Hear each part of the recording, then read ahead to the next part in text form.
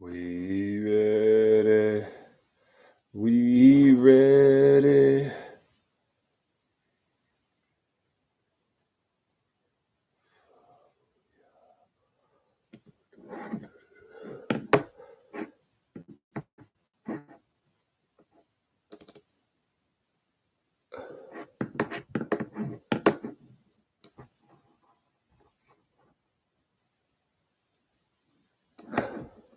To subscribe to the channel, tap that bell so you can be notified of all future content. And remember, keep your head in a swivel and your eyes on Texas. Horns up.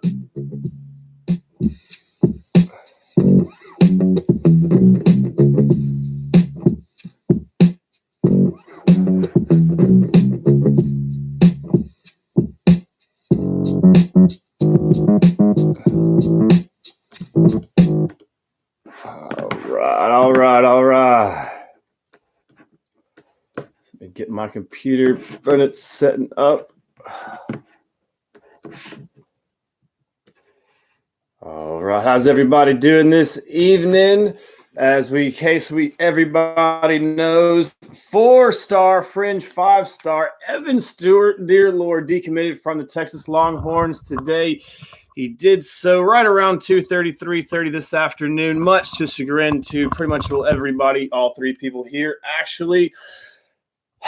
But whenever Evan Stewart did make his commitment, of course, if you don't know who I'm talking about, what I'm talking about, who the person we're talking about, Evan Stewart, the 4-star fringe, 5-star wide receiver. He did play his high school ball for Frisco Liberty Hill out in Texas, but I do believe he has since then moved on to IMG Academy in Florida. I do know that his dad did get a job out there, and this might have to do something with the decommitment from Texas. Talking about Evan Stewart with his dad possibly getting the job out there in IMG Academy out in Florida. Whenever Evan did make his commitment, I never really was 100% committed to his commitment. I never did think that his 100% commitment to the Longhorns, as he did allude to the fact that he did want to see more universities. He did want to speak more with college coaches. He did want to take his visits, and he did want to broaden his horizon and whatnot. I do think that Evan did maybe make his commitment just to fill a spot. He does have over 1 million TikTok viewers. Or subscribers, excuse me. So maybe it was a social media, grab as far as Evan Stewart was concerned, as far as University of Texas being a big, giant stronghold for social media. Maybe that he just wanted to get those viewers, get those subs. He's a brand. In fact, you know what I mean? This class of 21, 22, 23 guys, they are going to be able to make money off of their own likeness. They are going to be able to get those ad dollars in and whatnot. So all these social media stuff, all the social media presence that they do get on these recruits, they do get these monies, they do get these billings, they do get that money. So I do believe that this probably did play into a factor with Evan Stewart. Where do we go from here? That's something that I definitely will allude to, as I've been talking about. We have a big group of wide receivers that we need to really start getting a stranglehold on. I'm trying to get my computer set up. I kind of sort of messed my mouse up earlier today. Not that it really matters to y'all, but I did mess up my mouse earlier today, so I don't have my computer 100 set up with everything on here. But guys that we do need to start really turning down the hatch from, or where do we go from here? Talking about you, Steve Booth, horns up to you, sir. Where do we go from here? 100% is we do need to get down the screws on with Brennan Thompson, right? We do need to get going with Brennan Thompson 100%. We need to get on the horn with Brennan Thompson is whenever he did, whenever Cade Klubnik made the commitment to the Clemson Tigers. Cade Klubnik and Brennan Thompson are let's say they go hand in hand. I'm not saying that they're a package deal, but they have made it aware that both of them would very much like to play college football together at the same place. And whenever Cade Klubnik did commit to the University of Clemson, that did pique the interest to Brennan Thompson to the Clemson Tigers. So where do we go from here? I don't really view Brennan Thompson and Evan Stewart as the exact same as exact same commodity. I don't exactly see them as the exact same kind of wide receiver, but I do see them and value the speed. So from a 100% pure burner, from a 100% pure speed standpoint, I do see the fact that Texas does need to screw down Brennan Thompson, and we do need to rekindle the fire underneath Brennan Thompson, if in fact that did dwindle down some, because I did allude to the fact that earlier that once Cade Klubnik did commit to the Clemson Tigers, that did pique the interest of Brennan Thompson, without a doubt, as they have been made it known that they would very much like to play college football together, talking about Cade Klubnik and Brennan Thompson. But the decommitment from Evan Stewart is a big blow, as the University of Texas was on its way to a top 4, top 5 class in the 2022 cycle. Do I still see them being a 22 cycle in a top 5? Without a doubt. I do see the potential of us landing big-time major commitments. We need big-time major offensive line commitments. With that being said, the majority of our targets that we are closest to on the offensive line are going to be the big uglies. They are going to be the guards. Talking about DJ Campbell, Ernest Green, talking about Connor Robertson. Those guys are going to be more projected as guards and not quite offensive tackles. And we do definitely need to get those offensive tackles, without a doubt. We need offensive linemen, period. We need road graders up front, period, to protect our quarterbacks, our pro-style quarterbacks, as Coach Sarkisian does prefer the pro-style quarterback to the dual threat guys, as he does covet accuracy 100%. And, of course, these top flight running backs that we do have, as we do know that is going to be a front-running year for Bijan Robinson for the Texas Longhorns. So we need the big uglies up front. We need offensive linemen, period. But on the ways right now, it really is only looking that we are only really closest to recruiting the guard position and not having quite that much success on the offensive tackle position. Think there's a chance we get him to recommit. See, yes, without a doubt, I think there's a chance that we can get him to recommit. And horns up to you, PNG Who. I just want to say up to you. I've seen you in the comment section, and I've seen in my videos, whatnot, a couple of times, and I've seen you in these live streams, and I appreciate you participating in that. But do I see him recommit? I see it being a potential factor to him recommit. I don't want to give a percentage or say yes he will or no he will not. I do know that Evan Stewart says he wants to keep his options open, obviously, and it is 100% due to the fact that he just has not seen a campus. He has not been on official visits. I'm just going to say that again, and that is the major reason why he is decommitting by my estimation. I think it could be for viewership as far as TikTok. I do think that it could be some sort of marketing strategy. As I did say earlier, these 22 guys and beyond are going to make some money off their likeness.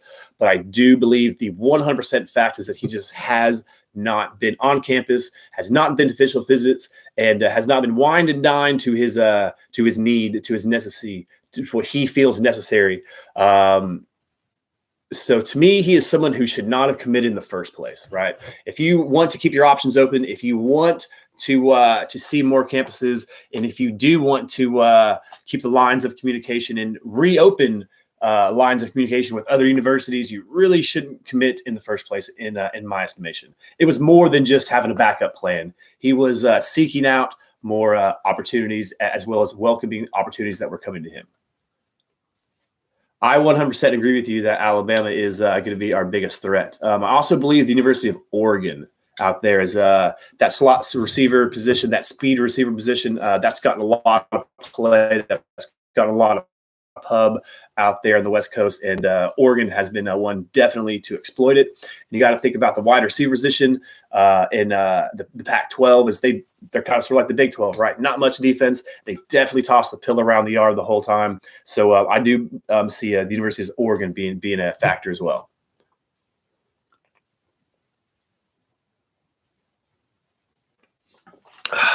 Appreciate y'all coming on here, man.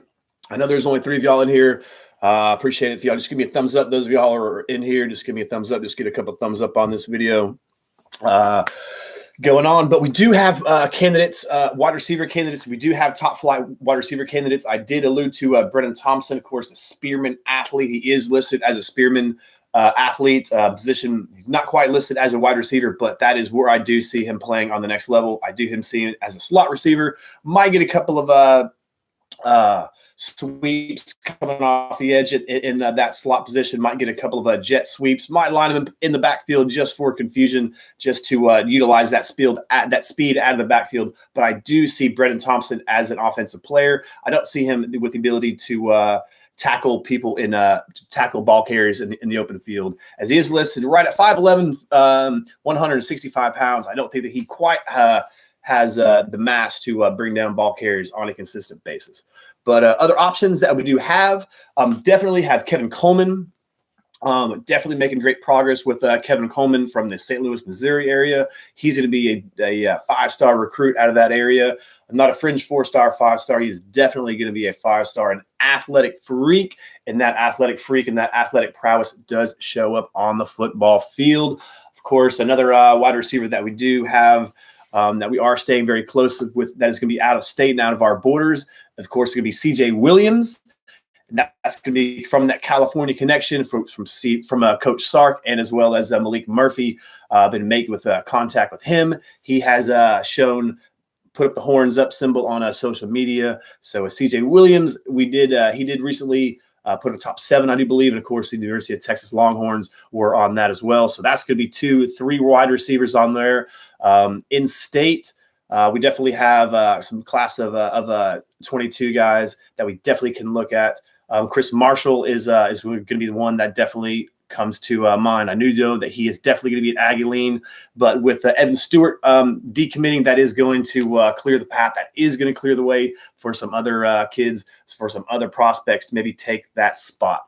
But I am going to reiterate, just reiterate this point. I do think it's not 100% lost with Evan. All is not lost with Evan. I just believe that he 100% should not have committed in the first place. I don't think he was ready. I just think that he just wanted to secure that spot on the University of Texas Longhorns roster, and just really wanted to keep his options open, really wanted to broaden his horizons, really wanted to keep the lines of communications open with other universities, other offensive coordinators, and of course, thus other wide receiver coaches and other offensive minds. So, and I do, again, want to reiterate that I do agree with Steve Booth up there, that I do believe that I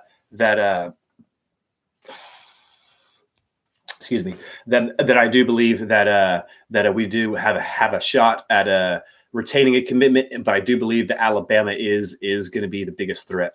23 class of 23 wide receiver is looking deep. It is looking deep without a doubt. Leading off there at the top of my head is going to be from the Lobos out there on East Tyler is going to be Jalen Hale. He's going to be a big prospect, man. I think he's already 6'3", 193 pounds already. Big giant kid. So there's another class of 23 guy from Liberty Hill, the same high school that Evan Stewart went to. So big time playmakers, big time prospects coming up in the 23 class. You're 100% right on that, Stephen.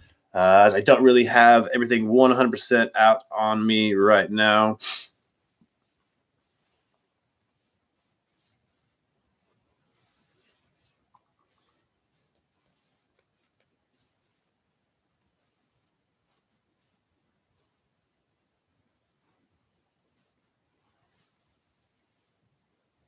Another wide receiver in the class of 23 is going to be Javante Cook. He is going to be from DeSoto. He's going to be the one with the 6 foot tall, right around 170 pounds. A lot of the sizes on these guys, a lot of these sizes and frames, most definitely 100% are going to fill out. So the size of these measurables don't really can take that to heart. You just really need to considering how long and lean that their frame is, and how much they have room to fill out and actually grow whenever you're talking about these prospects. But what's interesting, what is most pops out in most of me in the class of 23, it is going to be that depth, man. As they are still kind of sort of sorting through the numbers to see where the top flight guys do in fact lie.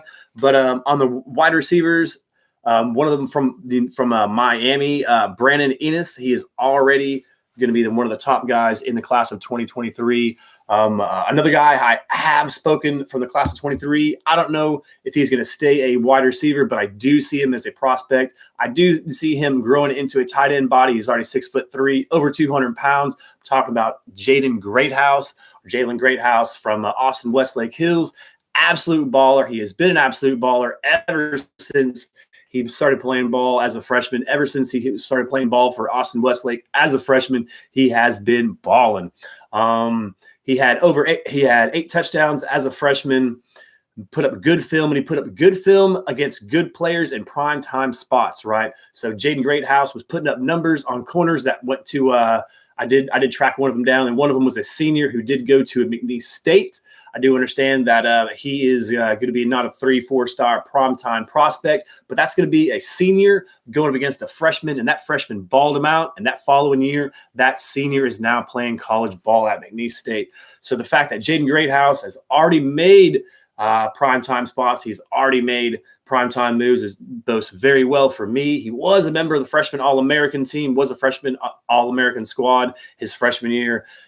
Put up great numbers as a sophomore, looking to see what he does in the class of 23 as a junior, talking about Jalen Greathouse, absolute baller. And of course, he is going to be on that championship squad. He is going to have that quarterback coming back to him. Cade Klubnik is going to be a class of 2022 guy, and he's going to be on that same class. Steve, you got any other questions for me, man? Anybody else have any more questions for me? There's just kind of sort of a couple y'all in here. I thought I'd have a little bit more success with this live stream. Maybe I didn't quite set it up 100% correct with putting Evan Stewart's name in the description. Maybe that's what messed it up. I don't know.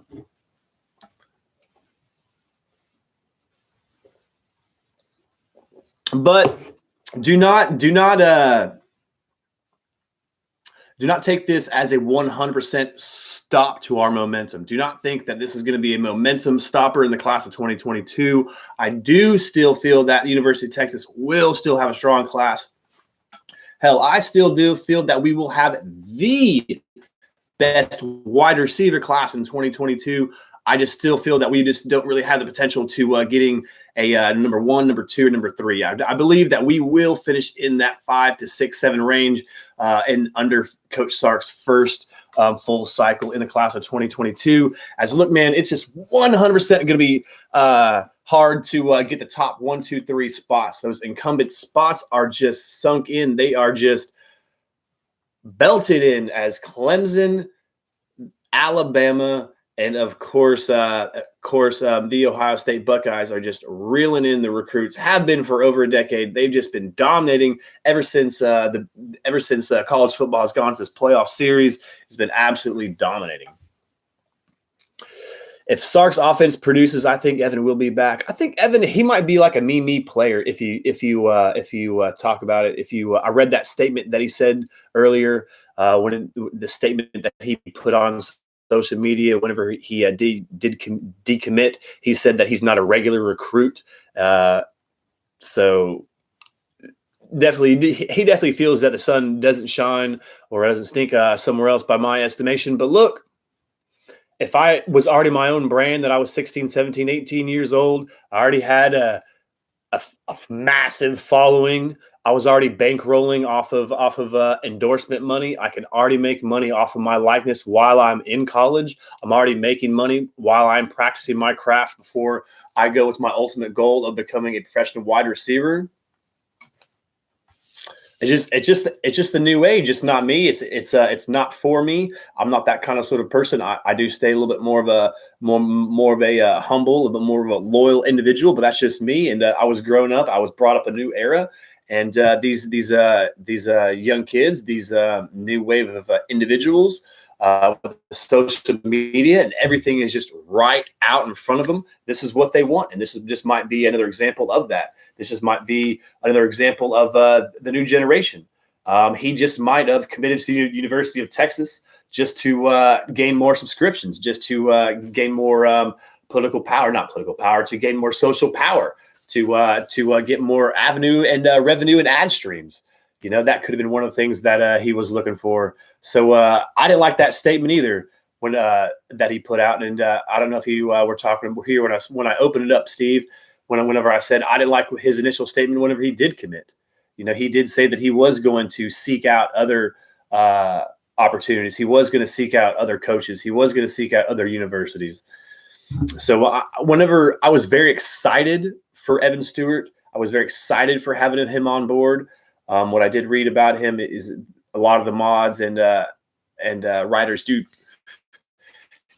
believe that whenever they did see him up and coming, that they did see him always being a Texas Longhorn, but being the fact that now he has picked it up and packed it up, and I don't even think he's in Texas anymore as far as actually in the state, because he has moved. His dad did get a job at IMG Academy, and thus I do believe that is where he is, where he's going to finish out his high school football. And if anybody doesn't know anything about IMG Academy, it's going to be out there in Florida, and they are the most dominant high school football program in the nation by far, bar none. You really can't argue anything about it, as they just recruit their players. They have players come from all over the state of Florida, all over the nation. So whenever you have a player from IMG Academy, the Ascenders, I'm not quite sure what IMG, the acronym, the initials stand for, but I do know that they are called the Ascenders. And ever since they came on the scene, I believe Trent Dilfer was their first coach. Didn't do all that great of a job, but the guy they have in the helm right now is absolutely got a program going out there. And I just wish that without having some recruiting violations, I wish that we could have a permanent full-time coach, a permanent full-time recruiter just at this school. Because if you look it up and down, IMG, the Ascenders, they have 3 4-star, 5-star prospects all up and down their roster and littered with it in multiple classes. So Evan Stewart is just going to be another one. So maybe the fact that that his dad did get a job out of state did help the fact that he did decommit somewhere else, did decommit and possibly commit and sign on the dotted line with another university. That probably going to be something, but I don't think that he ever should have committed to a university because he just simply wasn't ready. He hasn't made his visits. He hasn't made his official visits. He hasn't been on campuses. He hasn't been to Tuscaloosa. He hasn't been to Austin. He hasn't been to Eugene for an official visit. I'm sure he's been to Austin multiple times for track meets and maybe some walk around campus unofficially, being from the Texas area, being from the Frisco area, but nothing officially. Anything else, guys? You guys have any questions, comments? If there's 1, 2, 3 of y'all in here that haven't yet subscribed, please subscribe to the channel, guys. As I do try to produce college football content pretty much every single day of the week. I have been slacking. I don't know if you noticed a different environment and different background here as I moved, man. So I haven't been making much headway as far as videos or live streams or whatnot, because simply I've been busy. You know what I mean? 100%. That's the day in the life of a real human being.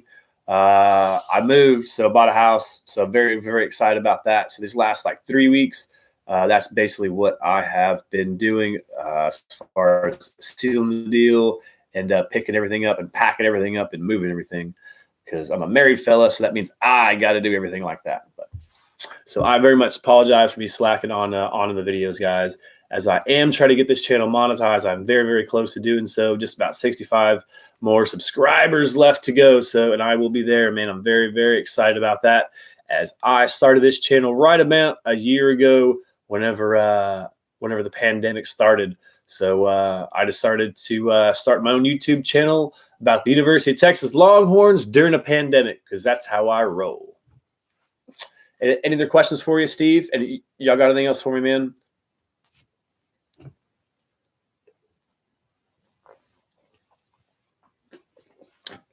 As I was preparing to do an actual live stream, I was preparing to do an actual live stream on pretty much, the new class of 23 wide receivers, all the new guys that we do have. I do want to do more stuff on the defensive line, as I do think that we will make some headway in the class of 2022. I am liking the way that is going to look.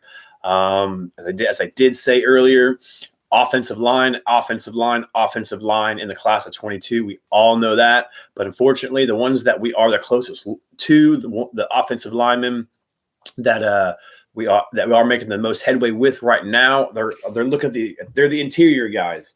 They're the interior guards. Of course, we're looking at DJ Campbell, and of course Ernest Green the second, and Connor Robinson, which is going to be the guys that we're probably closest to getting to a commitment for, the closest to. And of course, those guys are going to be guards, the Banks, the Dewberries, those kind of sort of guys. Those are going to be the tackle prospects, and those are going to be the guys that we really need to win them on the football field. Those are going to be the guys that we going to make the most headway with on the field. Casey or Card, and why? All day long, just off the top of my head, I have to say Hudson Card.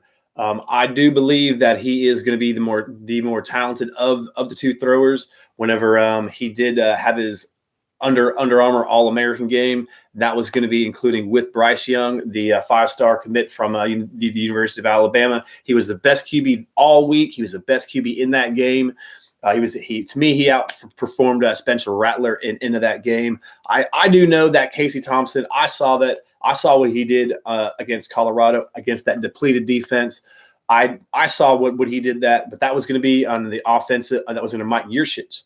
That was going to be an offense where he was the incumbent. He'd been there 2-3 years at the University of Texas at their strength and conditioning program under Yancey. But now this is a new coaching staff. This is a new regime. So the fact that Casey Thompson is going to be the incumbent and has a couple more years heads up on a Hudson Card isn't 100% eliminated, but it does even that out a little bit more. And when it comes to 100% accurate of the two passers, I'm going to give that to Card as well.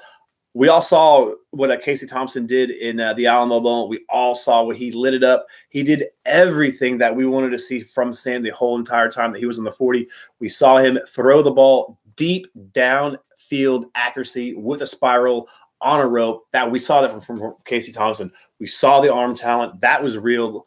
I can't argue that 100%. But if you're going to ask me, I got to go Card, man. I do believe that he does have a heads up. If I was to put it right now, it's probably 60-40. And as far as Casey Thompson getting the job, but under Sark's offense, I feel that Sark will see that accuracy come out. I think that he will that accuracy once spring practices start showing up, that accuracy will start showing up, and that will really and all those years of being at Lake Travis. Underneath those great quarterback coaches that they do have there, and all the great quarterbacks that have come from Lake Travis, as that is a long list. As Baker's going to be from there, and of course we had Garrett Gilbert come from there as well. Sputtered out in the pros, had a good showing for the Dallas Cowboys just this one year. Talking about Garrett Gilbert as he finished up his collegiate college career for the University of SMU Mustangs. Just as Shane Buechele is as well. But as far as producing great quarterbacks, Lake Travis 100% does do that. So in the Casey or Hudson battle, I got to go Casey Thompson. Or I'm sorry, I got to go Hudson Card. Excuse me. Who do you got, Steve? Are you a Card or Casey guy?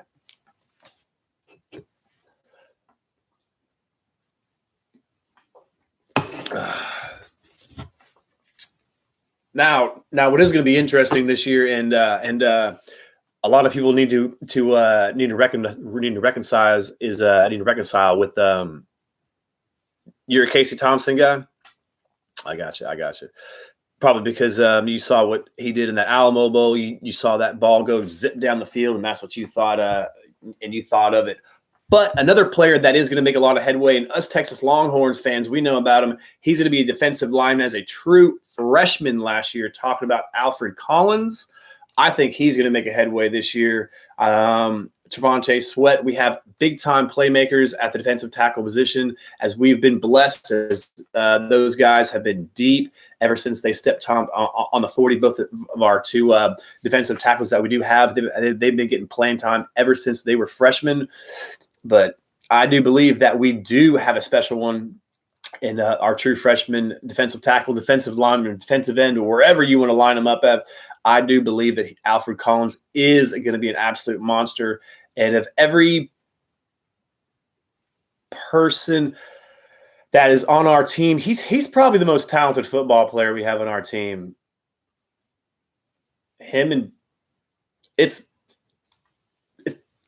got to be 1 and 1A. What do y'all think? Who is more talented, Bijan Robinson or Alfred Collins?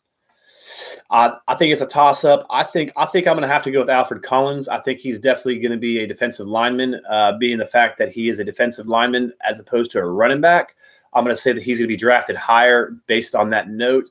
And this is not going to be any slight of Bijan by any guesstimation at all. But man, it's just really, really hard for me to bet against Alfred Collins.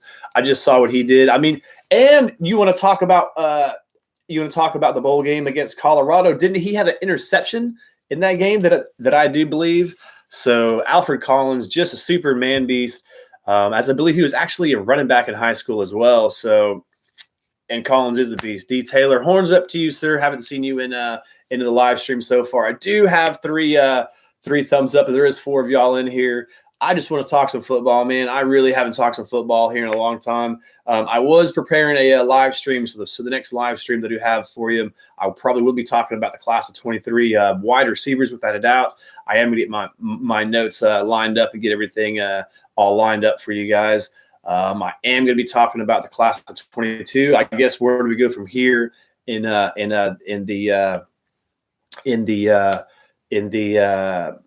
wide receiver room? One of my next videos that I was going to make about, and I guess I'll talk about it right now, and what we got going on today, tomorrow, tonight, out in California way is today is the first game for Malik Murphy playing his. This is going to be his junior season. Yeah. So Malik Murphy is going to play his junior season this spring, and then play his senior season this fall out in California. So that's how they got to do it, because they didn't play any football at all because of the coronavirus. So if you need to get that app, I wish I had that link to the app right now, but I do know that you can. There is a link to an app that you can get on your phone. You might have to pay like $10 for the whole entire season or something like that, as they are playing a 5-game, 6-game season, something like that, and then that's it. I don't believe they're having any playoffs at all out in California. I believe they are just playing their 5 to 6 games. I'm not quite sure which one of the schedule it is, 5 or 6, and that's it, 100%, and then they are done. But what we do get from seeing Malik Murphy is we do get to see him in pads, right? We do get to see him getting run down by a defensive lineman, getting pressured by linebackers, defensive end, getting rushed up the middle, and see what's he going to do. See if he's going to throw a strike or if he's going to panic. See if he's going to put the ball on a dime or if that ball is going to flutter and if it's going to get picked. One thing that you need to make a note, if in fact you do see film on Malik Murphy of him playing on a Friday night out in Jupiler, California, is the school he plays for, is his high school team. I don't believe they're very good as far as top-rated talent wise, and they're going up against a better team than them. So whenever you look against the film, and if his wide receivers aren't making plays, and if you're not seeing him throw at a 65% clip for 280 yards and 4 touchdowns, don't be disappointed. Don't take it too hard is what I'm going to say. Is I don't see him having the most talented team. I saw a film on YouTube. I saw a video on YouTube. It is called First Scrimmage, First Practice of it was Malik Murphy practicing with his high school team, and they didn't have the most talented of football players. Let's just say outside of Malik Murphy, let's just say that they had a couple of big kids. Number 77 looked pretty good on the one-on-one drills between the offensive and the defensive linemen. Those O linemen were getting whipped pretty good on a consistent basis. It's not the fact that all their defensive linemen were all that good either. I can tell you that much. But what is a big deal, what is very important, and I will reiterate this, and I will come back to it, is Malik Murphy is going to start playing his junior season this spring, starting tomorrow out in Jupiter, California. So that's a big deal. So hopefully I can have some film, some tape on that, some highlights on that for you. Hopefully he will show up a good clip, because really what you want to see is from Malik, the only thing that he's really had is going to be 7-on-7 film. He's looked damn good on 7-on-7 and as far as camps. And that's going to be what happens in these 7-on-7 camps, these 7-on-7 circuits. In the camp circuit scene is there is going to be no defensive lineman rushing the passer, right? It's all going to be offensive skill positions against offensive skill positions, right? But what it is it's iron sharpening iron. So whenever you have that top-rated running back, that top-rated wide receiver, he's going to be guarded by a top-rated safety or a top-rated cornerback by most cases, right? So it is going to be more iron sharpening more iron. So that is one thing to keep in consideration. So talking about Malik Murphy starting his junior campaign out in Jupiter, California is a big deal for us Texas Longhorns fans, as I believe he only has 61 varsity attempts for his career, because his sophomore season, I do believe he split time and he was a little bit injured. So he only had 61 pass attempts. And of those pass attempts, it didn't look all that great, to be quite honest with you, as I do believe that he was under a 60% clip for his percentage-wise. So Malik Murphy, we are going to get some actual in-pad game film on him. So very excited about that. I'm very excited about our defense as well. I'm very excited about the fact what we're doing with our rush ends. I think that's going to be a big difference. We are keeping this jack linebacker position. We might be calling it something different, but basically what it is going to be is it is going to be a rush end that is going to stand up and put its hand in the dirt.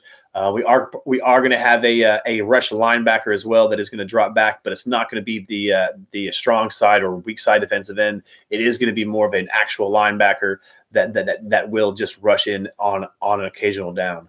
But this big athletic freaks, these kind of sort of positionless defensive players are becoming the meme. They are becoming the new what you need in a college football and in pro football, of course, because one doesn't lead to the other. Because if you have all these big time playmakers, all these big time pass catchers, skill positions of those very big and very fast, you need someone very big and very fast to go up against them. Because if you have a small fast guy, they can just body them up. And if you put a larger defender up against them, they can just burn them deep or just use their quickness. So the fact that you do need these bigger, faster, speedier linebacker safety hybrid types, such as Isaiah Simmons, who's now making his money in the NFL, but was an absolute baller for Clemson while he was playing. So our comp to this player that we currently have, this hybrid linebacker safety is going to be Demarvion Overshown. He is going to be the guy who I've been on record. If you want to ask me who is going to be our most important player, the Texas Longhorns in 2021, to me it is Demarvion Overshown. Man, you are right, Steve Booth. We need Arbor bad, man. He might be the most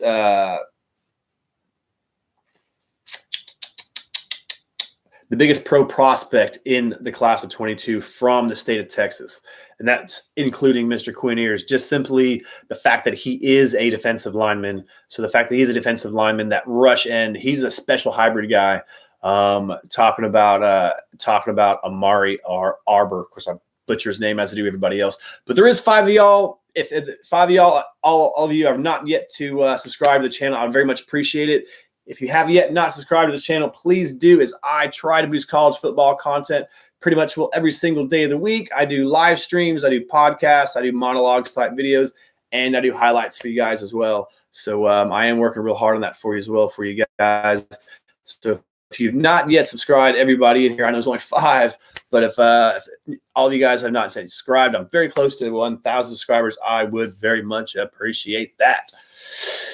Yeah, man, I'm excited about Demarvion Overshown, and one of the main reasons why I'm excited about him is not only the fact that he's a great football player and a great talent, but he embodies the University of Texas.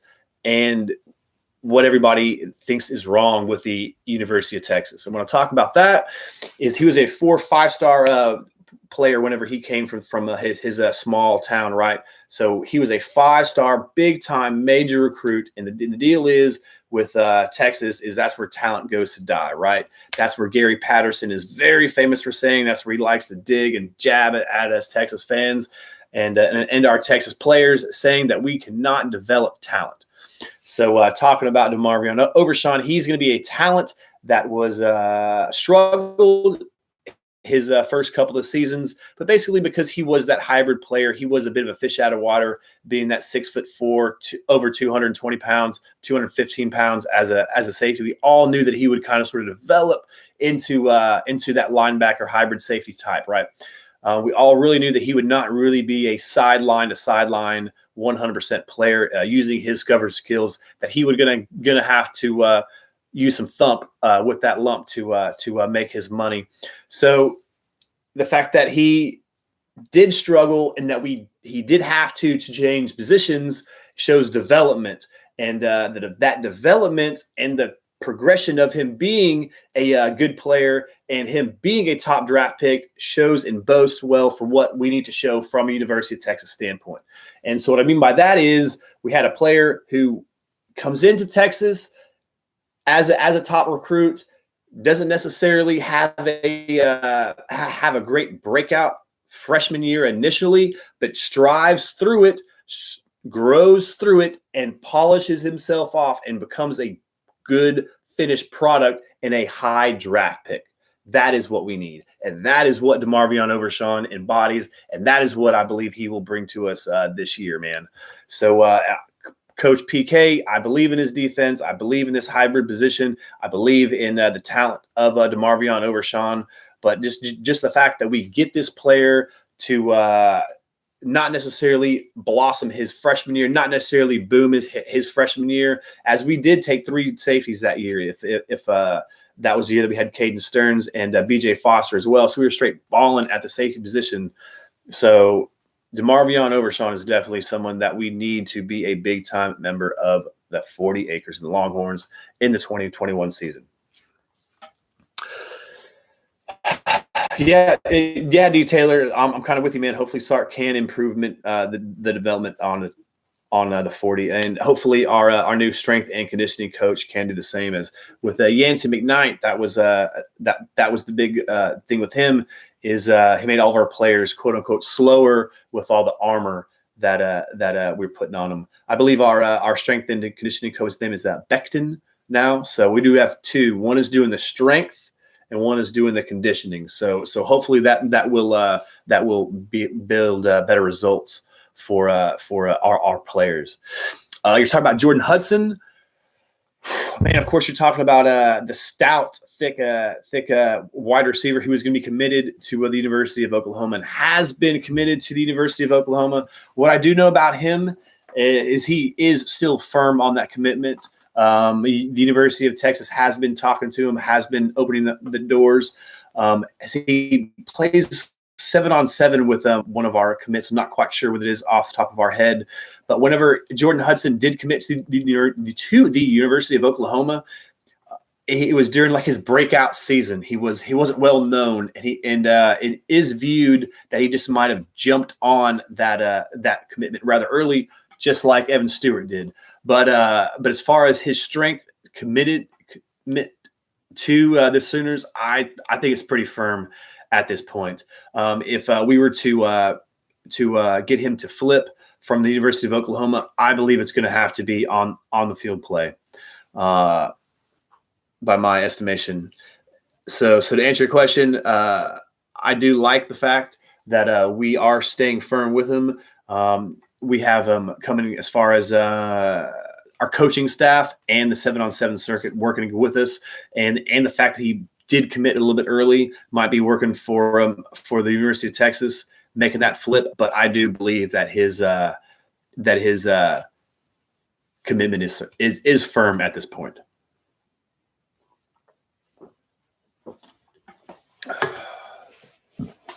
Is that basically what you're hearing about Jordan Hudson, Steve? You know what I mean? I don't know. That's basically kind of sort of what you're hearing. I think it's harder to get them to flip than it is to get them to commit in the first place. And I'm not quite sure what the percentage is of getting a kid back who is actually committed to university, then decommitted to university, and then comes back. That has to be very, very, very low as well. Talking about Evan Stewart and talking about the South Lake quarterback as well, which I won't mention on this program. So that's what you heard as well, talking about Jordan Hudson. So, but he is a talent. What I like about him is he is that thick-bodied wide receiver. Talking about Jordan Hudson, but I think the big board, the big wide receiver board for the University of Texas is in fact that big. I like our opportunities there. We are going after the more speedier, faster, able to create his own separation wide receivers. That is what was on display at the University of Alabama. That's what Coach Sark had on display. Just talking about number 6, the Heisman winner. He's right around 6 foot tall, 165, 70 pounds. Looked more like a point guard than he looked more like a football player, right? So that speed wide receiver that Sark can get open and has the ability to create his own separation is really what we're looking for. And Jordan Hudson appears to be one of those guys, as he is an absolute baller and a beast in the 7-on-7 scene. And hopefully the fact that he did make his commitment a little bit early might bode well for the Texas Longhorns. But who knows? But there is 70 y'all in here, man. So I appreciate y'all in here. So if you can give me a thumbs up, and if any of y'all not yet subscribed to the channel, please do, as I try to produce college football content all the time for y'all. I like to do live streams, videos, highlights, whatever, man. You name it, I can do it. And I'm very close to 1,000 subscribers. So if you could hit that thumbs up and subscribe to the channel, I'd appreciate that. But what other questions y'all have for me is if you were to ask me who I think our next commitment is going to be, I think it's going to be Connor Robinson, the guard from Westlake, or going to be Chris Ross, the defensive tackle. Both will be 2022 guys. Chris Ross is going to be from North Shore, Galen North Shore. He was scheduled. He was set to commit 3 weeks ago. It was looking that the University of Texas was going to be the choice there. He did push it back. He did set the commitment date to, I believe, the 21st or the 23rd of March. So I do believe Chris Ross is more than likely going to be our next commitment. If you don't know anything about Chris Ross, he is going to be a defensive tackle prospect. As far as his ratings, I don't know what he is rated yet. As far as a 3-4 star, what number nationally, as all the 22 guys they aren't 100% all ranked and rated yet, but he does come from that Galen North Shore. And talking about strength and conditioning program, if you watch North Shore football, if you watch them boys play, they are some thick-legged dudes. They are some well-bred, well-fed young men. And so if you play from Galen North Shore, and it's not just their defensive and offensive linemen, it's their running backs, that quarterback, the one who's going to the University of Auburn. He's also a thick leg quarterback as well. Demetrius, somebody as well. So me too, Taylor. I'm ready for some O-line commits. As I did allude to earlier, unfortunately, it is more looking like the interior lineman and not the exterior lineman. It is more looking like we are getting the center guard prospects and not quite the tackle prospects. So we need the Cam. We need Dewberry and Banks. You know what I mean? Without a doubt. Campbell has I thought he was a bit more of a lock to the University of Texas a bit more a few weeks ago than he is now. I believe the University of Alabama has been making some headway in that. The University of Texas is still going to be the stronghold. They are crystal balled still to DJ Campbell, but that stronghold, that grip has been loosened a bit. And the fact that he hasn't committed yet would kind of point in that direction as well, talking about DJ Campbell as well. But if we can get Campbell, Dewberry, and Banks, I'd be 100% happy about that. I know that some people believe that we're actually slow playing Connor Robertson. in the hopes to slow play him along to get if in the fact that we don't get higher recruits that we can get him to commit later. 2 points on that. I don't think that's the case at all. One being that we only had 2 commits in the class of 2021, and both of those were 3-star offensive linemen. So I don't think Texas is in any position at all to slow play any offensive lineman commits. So the guys that we get on the offensive line, I am hoping. I do know that we will get a better offensive line haul in the class of 22 than we did in the class of 21. I do have way more confidence in this coaching staff, in this recruiting coaching staff than I did the old one. And I do have lots more confidence in Coach Kyle Flood than I did Coach Herb Hand on the offensive line recruiting as well, and the defensive offensive line development as well. Herb Hand was good as far as a developer on the offensive line, but on a recruiter, as from the recruitment standpoint, was needing some work by my estimation. That's all I got to say. Coach Kyle Flood is going to bring in the recruits, and Coach Herb Hand missed out on the legacies. He missed out on Savion Byrd simply by dropping the ball and really not keeping that line of communication. The legacy twins, you might blame Tom Herman more than Herb Hand, as whenever he went to make the offer for the 5-star, he did not offer the younger brother, man, and that did upset his younger brother. So that's the main reason why we did not get the legacy twins, is whenever we went to offer Tommy Brockermeyer, the 5-star offensive lineman, we did not offer the younger brother. At that time, it was not a ranked individual, but he ended up being the number 1 center and a 4-star center in the 21 class. And that ultimately pissed off the brothers and led them out of state. And Alabama scooped them up and said, "Thank you." Yeah. We play Alabama not this season, but the season after, right? So we played them in the year 2022. So we played them in the fall of 2022, Alabama, and that's going to be great to see. Hopefully we can show up to the party with enough force, with enough thump, to actually make it a good ball game, as we do have a home and home series with them. So hopefully we can get a W from one of those home and home from the University of Alabama, because hopefully that'll in fact not able to raid our state, and hopefully we can go in and raid their state. But talking about raiding their state is we've put out a couple offers from prospects and from the state of Alabama. I know we put out who was going to be the number 1 corner in the nation, probably is going to be from the state of Alabama, defensive line prospects. So we are putting out the feelers. Time to go in and raid the states that are raiding us. So hopefully that's something that we can do. What other questions y'all got for me? What other position battles on during springtime y'all want me to answer? Any other questions about recruiting, the coaching staff, games, anything at all respectable, because that's how I roll it, man. The rising tide will float all boats.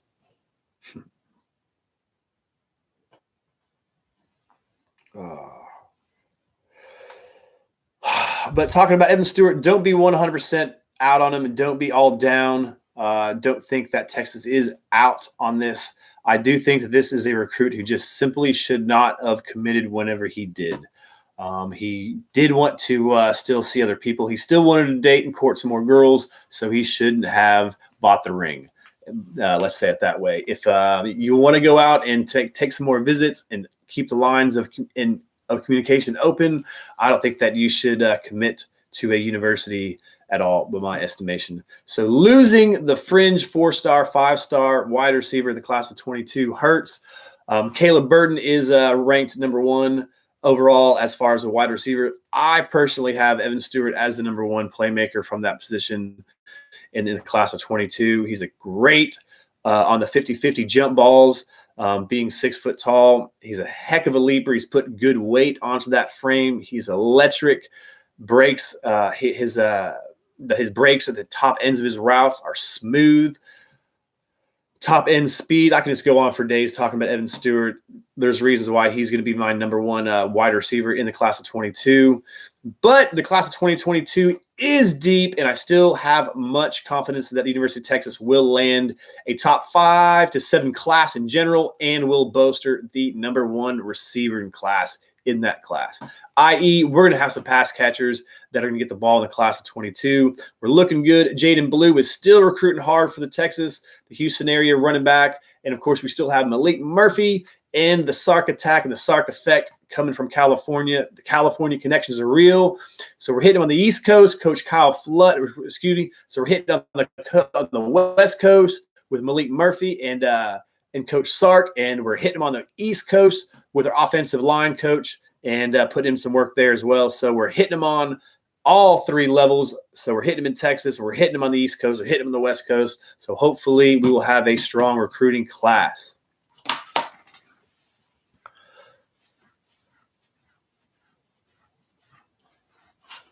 So, I'm excited about Arkansas, to be quite honest with you.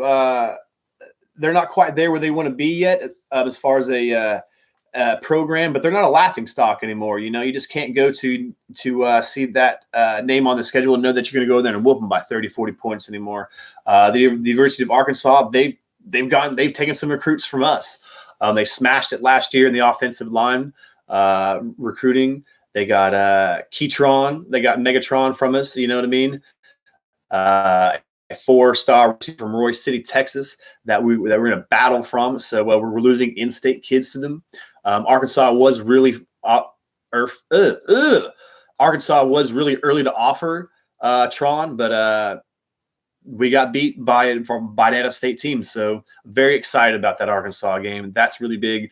Lots of big prospects out in Arkansas. So we hope to broaden our horizons on that front. But also, it's always cool to play new teams, right? So I do like it from that perspective as well. Yeah. I got a couple of Hogs fans that I'm friends with as well. One of the guys at my work, his dad is actually a Hogs fan. He was a military vet, and he was in the Korean War. So his dad is a Korean War vet. So he is 83, 84, 85, somewhere around in there. So I'm big. I know some Hogs fans as well. So very excited about that game, as I'm also very excited about the Alabama game as well.